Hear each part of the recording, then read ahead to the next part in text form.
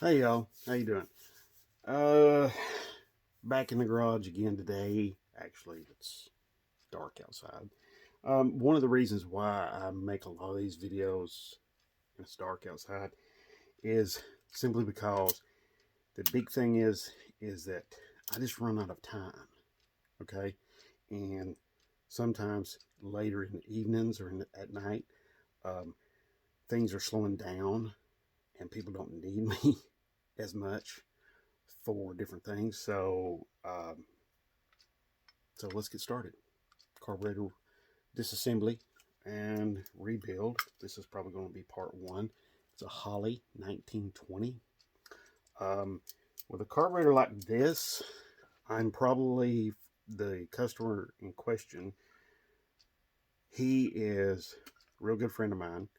And what I'm going to do is I'm just going to take it apart, disassemble it, and then see if there's anything wrong with it, and then go back and put it back together.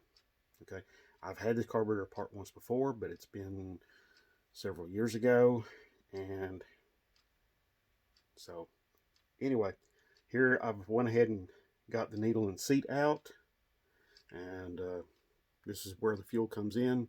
You have your needle right here, and this is usually attached to like your float assembly, but it is not attached to the float assembly now, so who knows?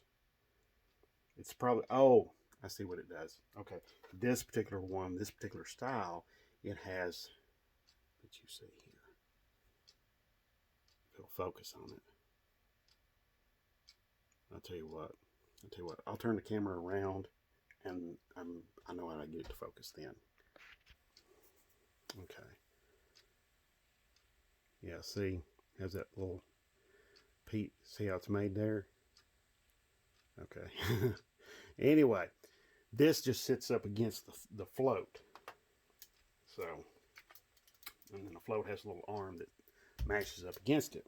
Let me turn the camera around here so you can see more of what I'm doing. The carburetor, it's a Holley one barrel 1920. So here we go.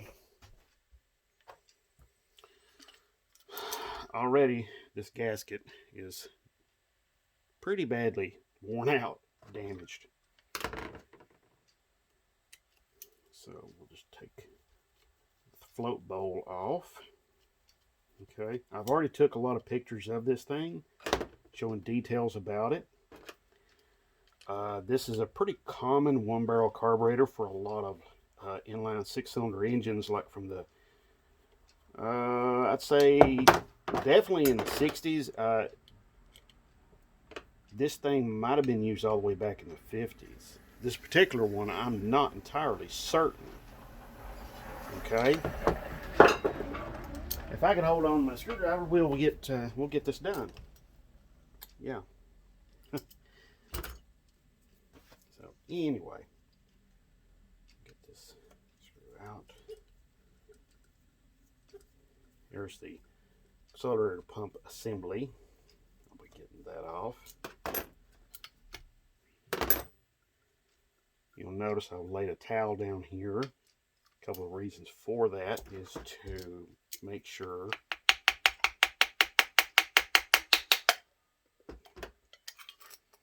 that I don't lose anything. Okay, now you can see the interior of the float bowl has this little piece right here. Got a little rust on it, but other than that, I think it's pretty decent shape. This buddy of mine, he bought a Dodge truck with a slant six in it and had no carburetor on it. So, let's see. Here's the float mechanism. See this needle and seat right here? This comes in right here. See? And you can see, you see how that, when the fuel would rise, it'd rise right up against that needle. I mean, of course, yes, I don't have this all the way in, but you get the point. See? So, and now when this gets stuck, that needle gets stuck in that bore. This needle here, this little I'm calling it a needle. That's what everybody else calls it. When that gets stuck in there, then the fuel will just keep pumping and pumping and pumping in there, and then it'll flood the engine out because the fuel will start coming out of this vent tube right here. So, okay, let's get this float assembly out of here. First, get the spring. Now this is looking really nice in here. I don't see any real issues. I think my buddy John might be in pretty good shape here. So,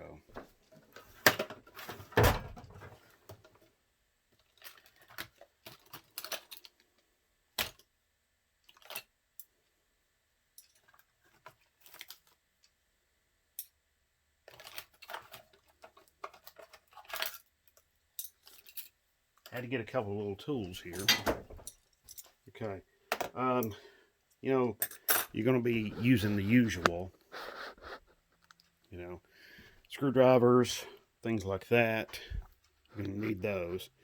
But another thing you're going to need is, if you don't have any, go out and get yourself a set of picks, okay? Not terribly expensive. This set here, I've had for years and years and years. This is not all of them, but these are really super nice for like getting all of these little clips and things like that off. See, this one's kind of magnetized, and so it's holding that clip. See, so there we go. So now the float can come right off of there. Make sure, examine the float. This is a plastic float. This looks to be pretty good shape, but I'm going to like submerge this and see if any air bubbles come out. Will this come off here without destroying it? I don't think so. Maybe it will. Who knows? I'm going to not throw my gaskets away right now. Okay? Because, like I said, this buddy of mine, he just wants this thing kind of like, you know, kind of quick and dirty. Okay? He wants me to get it disassembled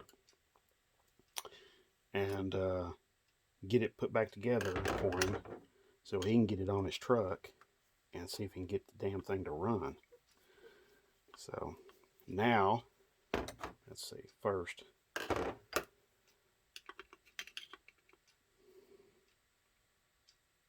I'm going to take this jet out.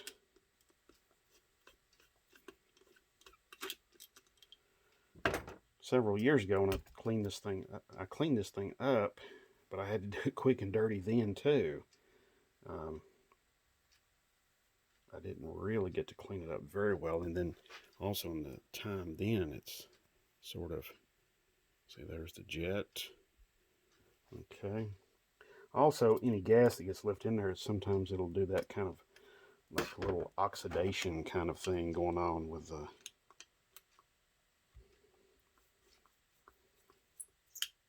okay. Look at these screws broke loose here in this inside the float bowl. This is the, I'm calling this the metering body. There may be different names for this, but I'm calling it the metering body, okay? Metering block, you know, like on the Holley 4 barrels. This has some similar look about it. Not identical. I didn't say identical. So we'll get these screws out of here.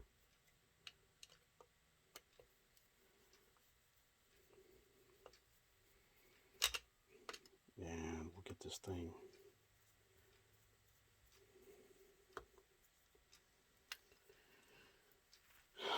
But yeah, you'll find these carburetors on a whole lot of like inline 6-cylinders.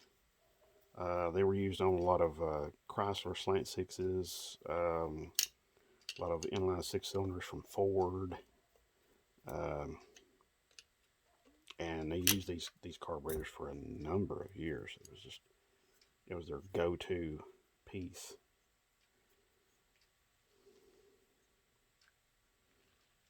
Oh boy.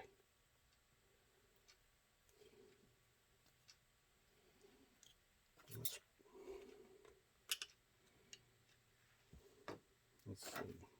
Can I get this right? Let's see. Yeah.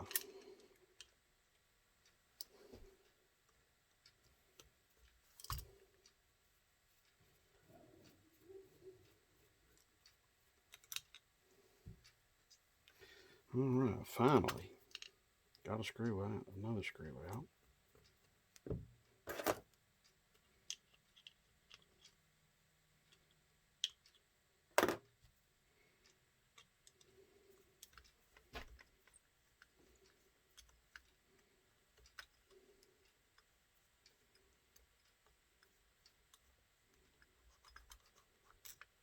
There we go.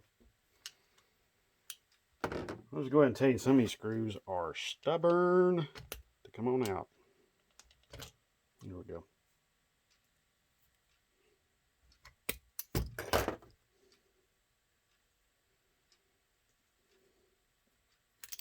There we are.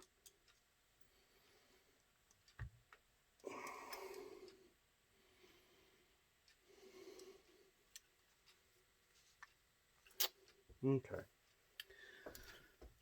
I'll be right back. Okay, here we go. I got it off. This hole, it goes right there, like so. The gasket was really stuck on. That's just something you got to be aware of. So let me see, can I get the gasket? That's the accelerator pump plunger. Oh, yeah, got to get that off right there. Get that part off. Get it out of the way. Now, let me warn you, if you're going to do, carburetor rebuilds, and you're going to rebuild one for yourself, and that sort of thing, let me warn you about, make sure before you go and start thinking that the carburetor is bad and that there's some issue with it, make sure that the rest of the car, the rest of the engine is running like it's supposed to, because if it isn't, you will have some certain problems still there even after your rebuild. So, whoa, there we go. Forgot about that little spring back there, but yes, little spring goes right there. I'm just going to keep that together. There's my accelerator pump assembly. I'm just going to keep that together like that. Okay. Still not finding any massive amounts of dirt or crap or crud. I think this choke pull off may be okay. Okay. All right. The disassembly is just about done on this thing.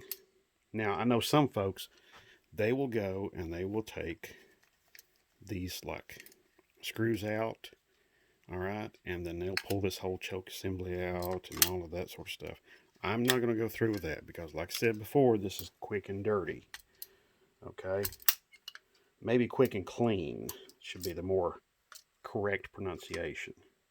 But I'm going to go through and clean all of this stuff up a little bit more before I give it to my buddy, and before I give it to him and let him put it on his truck, and hopefully he can get it fired up and get it running. I would love to test this right here on one of my vehicles, but I don't have anything that uses a one barrel carburetor. So I have a slant 6, but it has a 4 barrel on it. So there we go. So getting this to work on my slant 6 would not really work out real well because it has a 4 barrel intake on it. So let me get this assembly off right here.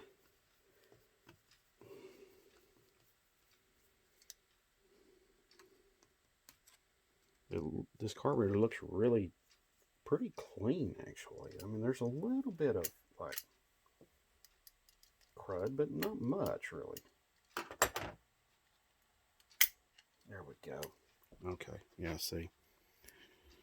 So you got this spring right here. There's a gasket. There's a metal plate here that's got a gasket on both sides. So it's just something to be aware of. So the only thing I really saw really bad wrong is this part right here. So, but I am going to go through and clean all of this really thoroughly, the best I can, and do the very best I can with it. And go ahead and take this mixture screw out so I can just clean that out too. Idle mixture. And then try to get this thing set up the best I can here. And then when he puts it on his truck, he can get some better idea of how his truck is. Okay. If you have any questions about this video or any of my other videos, all you got to do, you know what to do. Put it down below. Put your questions down below. Questions, comments, ideas, whatever. Put it down below. I'll respond back and try to help you out the best I possibly can, okay? I love helping you all out. I love that interaction, okay? And I want to say thank you. Thank you for 70 subscribers. I know it's not a lot, but to me, it's really something, okay? It means a lot to me. So, when I have 70 subscribers, I'm like, wow, there's 70 people that thinks I know what I'm doing. I'm teasing. Now there's 70 people that believe in me, and that makes me feel good. Thank you very much. Thank you very much. And I hope I can return the favor and help you all out as much as I possibly can. Share information back and forth, and which that's what this channel is about. It's about, you know, educating and inspiring others to do this work too. Okay? So, all right. Thank you, and God bless, and have a great one.